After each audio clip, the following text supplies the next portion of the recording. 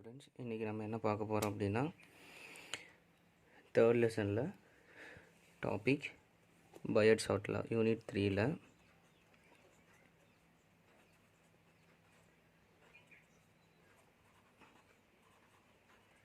பயோட் சார்ட்லா. So இவங்க இந்த பயோட் சார்ட்டில் என்ன சொல்ல வராங்க அப்படின்னா, பயோட் அப்படிங்கிற ஒரு சயின்டிஸ்ட்டு, சவோட் அப்படிங்கிற ஒரு சயின்டிஸ்ட்டு, இந்த ரெண்டு சயின்டிஸ்ட்டு என்ன பண்ணுறாங்க அப்படின்னா, மேக்னெட்டிக் ஃபீல்டை ரிசர்ச் பண்ணுறாங்க. அந்த மேக்னெட்டிக் ஃபீல்டு கூட என்னென்ன ஃபேக்டர்ஸ் வந்து டிபெண்ட் பண்ணியிருக்கு அப்படின்னு ஸ்டடி பண்ணுறாங்க. அப்படி ஸ்டடி பண்ணும்போது என்ன எக்ஸ்பிரிமெண்ட்லாம் எடுக்கிறாங்க அப்படின்னு பார்த்தீங்கன்னா, எனி சேஃப் ஆஃப் கண்டக்டர்,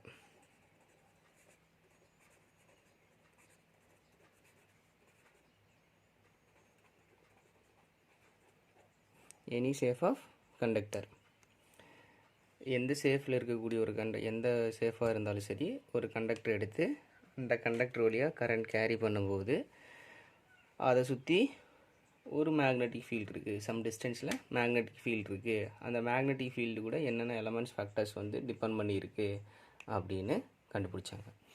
சரி, ஃபஸ்ட்டு இப்போ ஃபார் எக்ஸாம்பிள்ஸ் வந்து இப்படி ஒரு கண்டக்டர் எடுத்துக்கிட்டாங்க.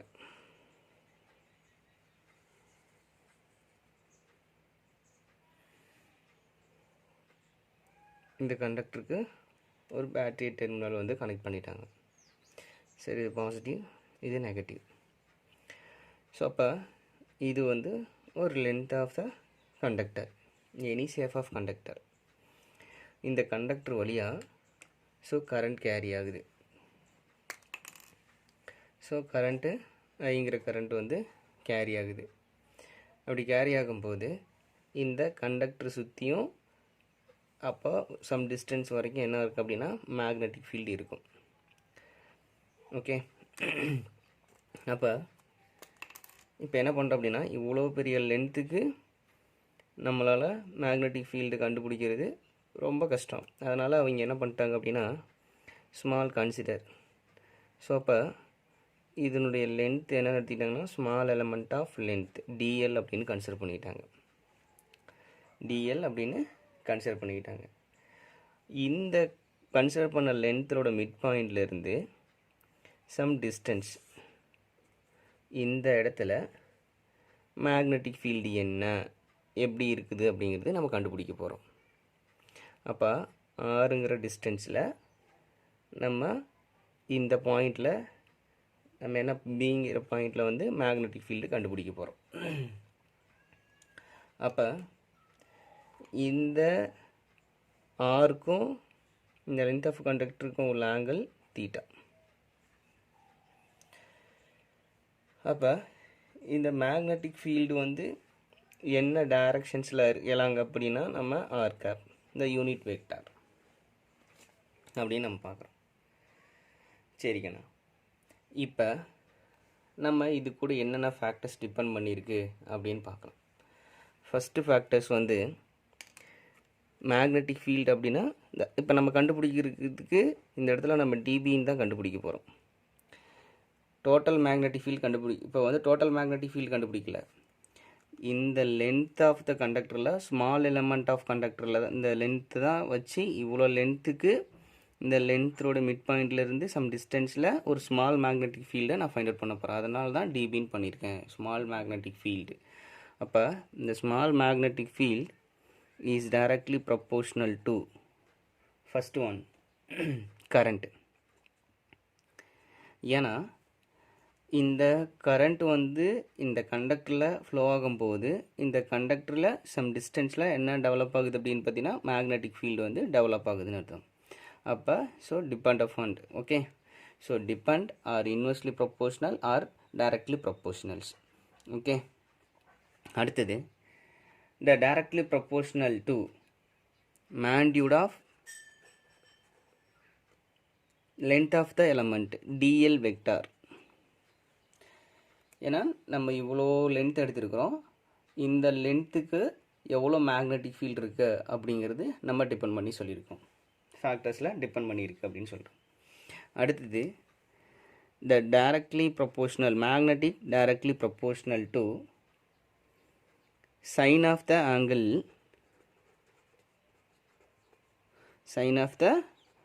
angle theta. இது எதுக்கு பிட்வீன் அப்படின்னா between dl vector and R gap.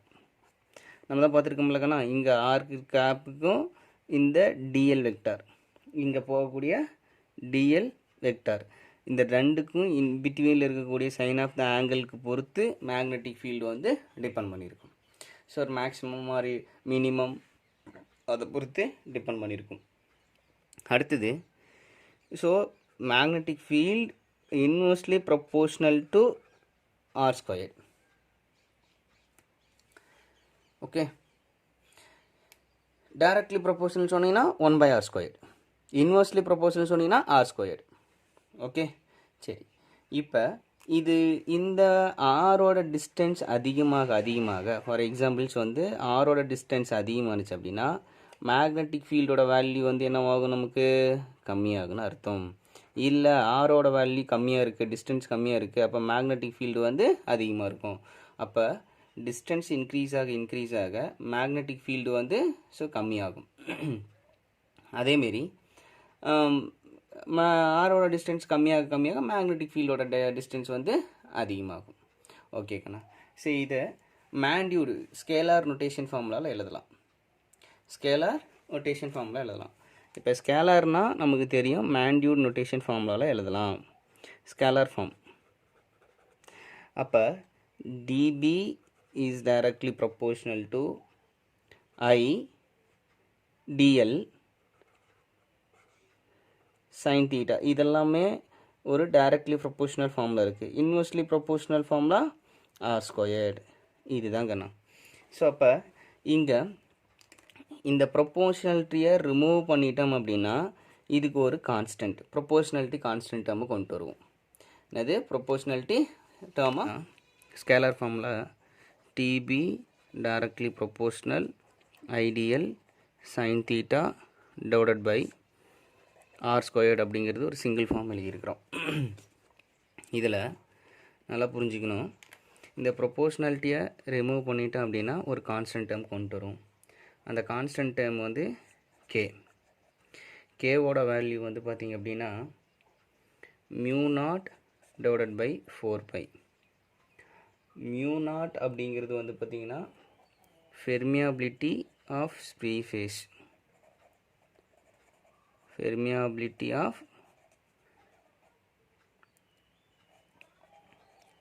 Space. So இதனுடைய கான்ஸ்டன்ட் டேர்மோட வேல்யூ 4π × 10⁻⁻7 Henry/மீட்டர். இதுதான் இதனுடைய கான்ஸ்டன்ட் வேல்யூ. ஸோ இப்போ இதில் எழுதணும் அப்படின்னா, ஸோ அப்போ TB equal to proportional remove பண்ணால் கான்ஸ்டன்ட், அப்போ K IDL sin theta divided by r squared. Okay, right கண்ணா. சரி, இப்போ TB ஈக்குவல் டு அந்த கான்ஸ்டன்ட்டோட வேல்யூ சப்ஸ்டிட் பண்ணலாம். μ0 divided by 4π × IDL sin theta divided by r squared. So இது எல்லாமே நம்ம என்னது ஸ்கேலார் ஃபார்ம். வெக்டார் ஃபார்ம் எழுதும்போது in vector notation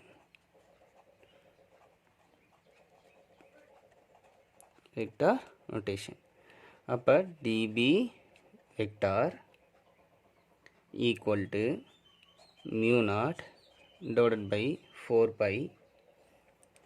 IDL vector cross r cap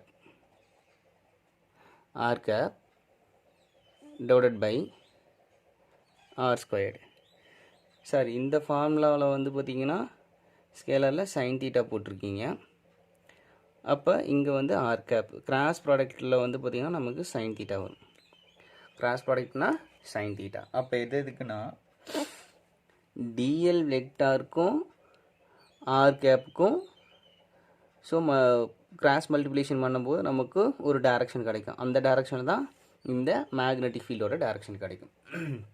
already நம்ம 11th கூட நம்ம என்னென்னு பார்த்துருக்கோம் அப்படின்னா, இப்போ இப்போ ஒரு வெக்டார் இருக்குது, இப்படி ஒரு வெக்டார் இருக்குது, இப்படி ஒரு வெக்டார் இருக்குது. இது ஏ வெக்டார்னு வச்சுக்கலாம், இது பி வெக்டார்னு வச்சுக்கலாம். அப்படி வைக்கும்போது இது ரெண்டையும் நம்ம கிராஸ் ப்ராடக்ட் பண்ணும்போது என்னது, A vector cross B vector equal to என்னென்னு எழுதிக்கலாம், சி வெக்டார்னு கூட எழுதிக்கலாம். இது ரிசல்டன்ட் வெக்டார் அப்படின்னு எழுதலாம். அப்போ இந்த ரிசல்டன்ட் வெக்டார் என்ன டைரக்ஷனில் இருக்கும்? ஸோ அப்போ மேக்ஸிமம் கிராஸ் ப்ராடக்ட் ஆங்கிள் வந்து 90 டிகிரி, அப்போ பெர்பெண்டிகுலர் டைரக்ஷன்ஸில் இருக்கும்.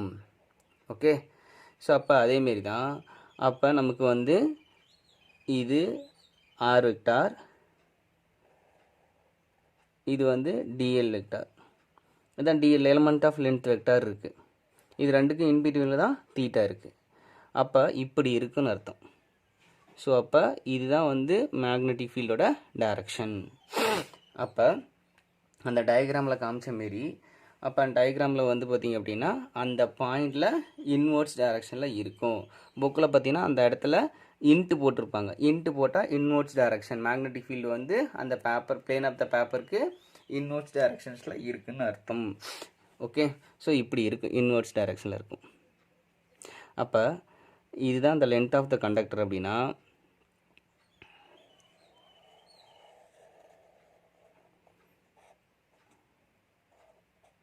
அப்போ இந்த இடத்துல தான் நம்ம சூஸ் பண்ணியிருக்கோம் டிஎல் வெக்டார்ன்ட்டு.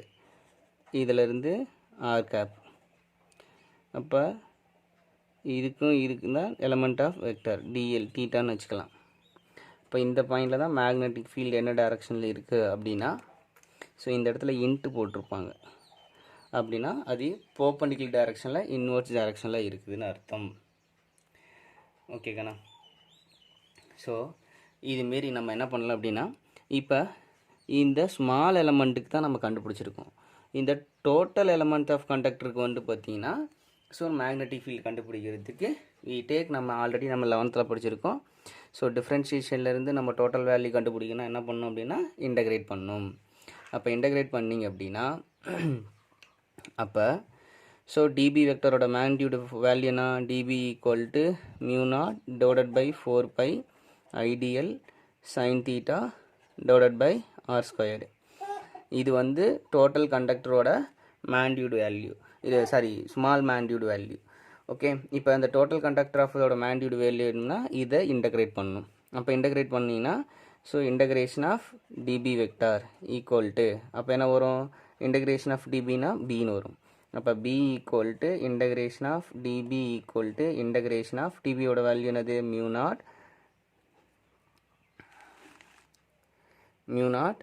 divided by 4π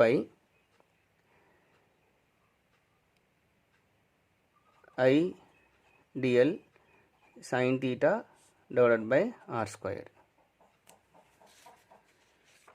ஓகேங்கண்ணா. இப்போ இந்த வேல்யூ வந்து பார்த்திங்க அப்படின்னா total conductor of the magnitude value. ஓகேங்கண்ணா. சரி, இப்போ இதனுடைய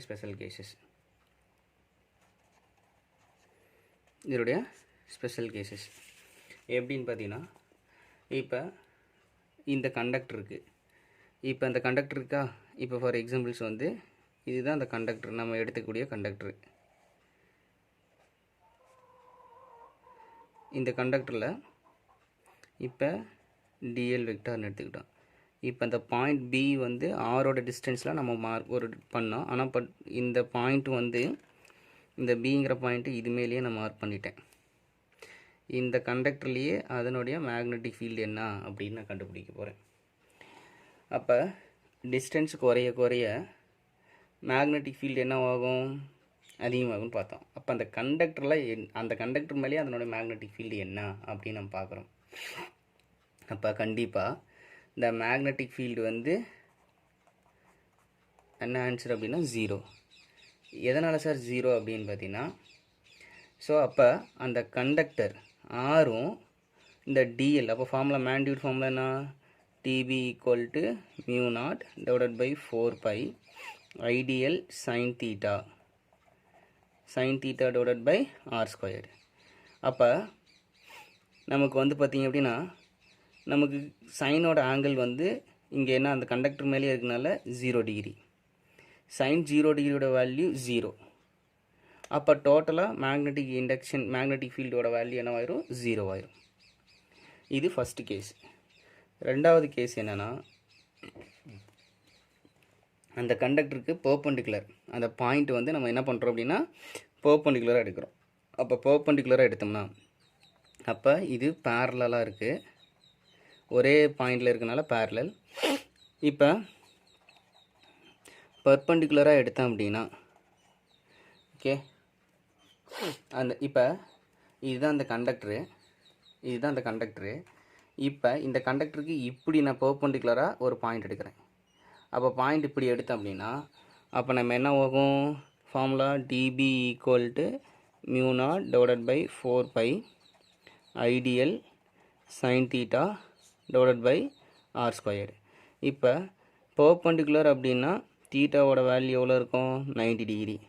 அப்போ சைனோட 90 டிகிரியோட வேல்யூ வந்து 1.